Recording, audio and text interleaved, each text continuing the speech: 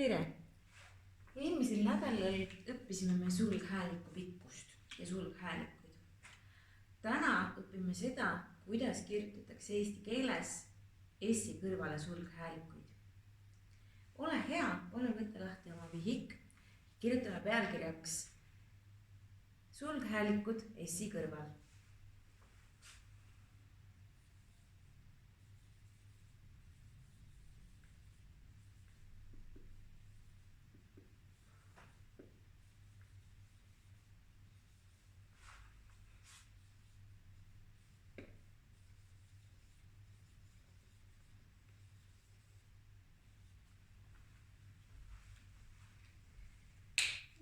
Kui sa oled saanud selle kirja, siis tuletame veel kord meelde.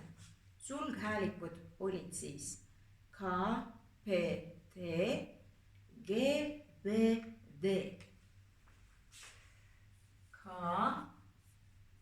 P, T, G, B, D.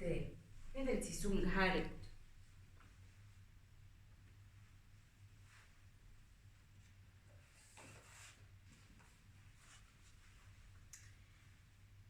Nii, ja kui me räägime sulghäälikutest S-i kõrval, siis eesti keeles on tegelikult selline reegel, et S on selline täht, mis tahab enda kõrvale tugevat tähte. Ehk siis põhireegel on selline, et eesti keeles kirjutame S-i kõrvale tavaliselt K, P, T. Ole hea, panege sina kirja. Eesti keeles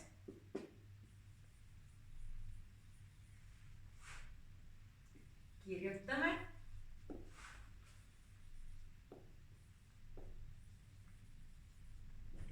S-i kõrvale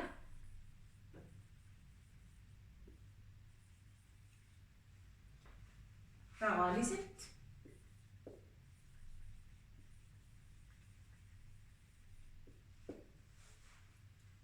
K,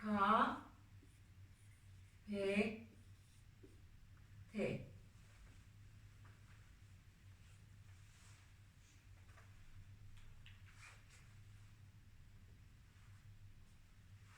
Siis näiteks sellised sõnad nagu laps, kapsas, tasku.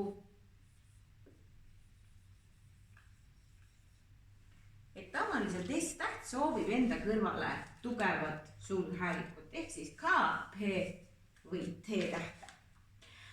Aga siin on sõna tavaliselt. Ja see tähendab seda, et on olemas ka erandid. Ja eesti keeles on neid erandeid, millest meie täna räägime, 2 tükki. Esimene erand on selline.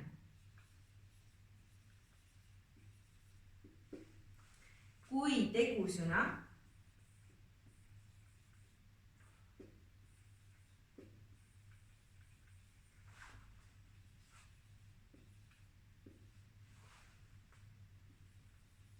algvorm, see tähendab siis see maavorm, kui me ei ole teda veel talle sina, mina, teie juurde pannud. Algvorm või algvormis, algvormis on G, B või D, siis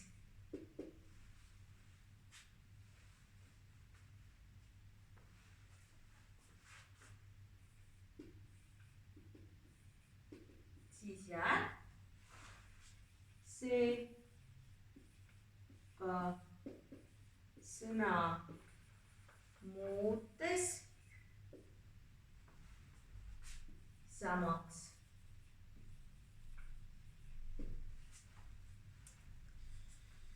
Nii, see tähendab seda, näiteks kui on sõna leidma, midagi otsima, midagi üles leidma. Sõna leidma on algvorm veel, kas keegi, kas sina, mina, teie või meie hakkasime leidma. See on algvorm. Ja kuna siin on D-täht, nõrk D-täht, siis kui ma hakkan nüüd seda sõna muutma, näiteks sina leidsid või sina leiad, sina leidsid,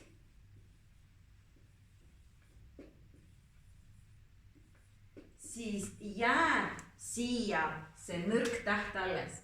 Et kui me muidu rääkisime sellest, et eesti keeles S-tähele meeldib KP, T enda kõrval, siis kui sõna, tegusõna algvormis selles kõige selles maa lõpuga sõna lõpus või sõnas on nõrk täht, siis see jääb ka siin selle S-i kõrvale.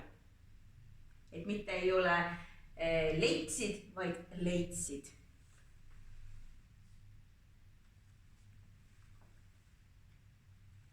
Või kui on näiteks sõna jõudma, siis jõudsin on ka nõrga D-tähega. Ja teine erand on siis selline, et kui sõna ainsuses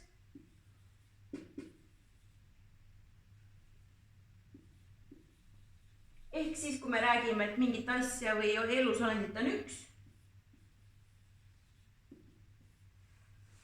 on G, B või D, siis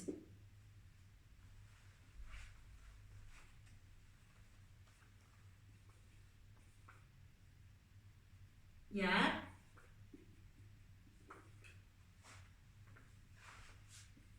see samaks ka mitmuses.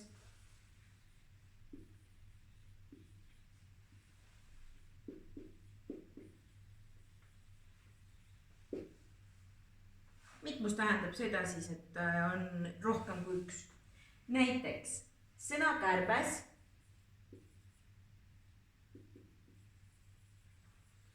kirjutame nõrga B-ga, siis sõna kärbsed jääb samuti nõrga B-tähega.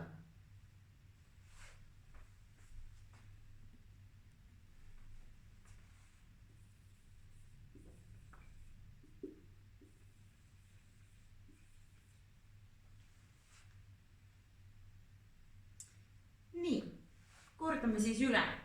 Üldiselt me kirjutame eesti keeles S-i kõrvale tavaliselt K, P või T, kapsas või laps või sõitma, sõitsin, siis sellisel juhul alati tugev täht. Aga on kaks erandit. Kui tegusõnas, nii-öelda kui alguses on juba nõrk täht tegusõnal G, B või D, siis jääb see ka muutes samaks. Leidsin, jõudsin, kõik sellised sõnad. Või kui see sama sõna on ainsuses, kärbsed, kuldne või kärbes, kuldne, moodne, õudne, siis jääb see nõrk täht alles ka mitmuses. Ehk ma muudan tegelikult selles sõnas ainult seda sõna lõppu. Ja sellest tulenevalt jääb alles ka see nõrk täht sinna. Aga nüüd ole hea, lähme harjutamise juurde ja harjutame täna siis töövihikust.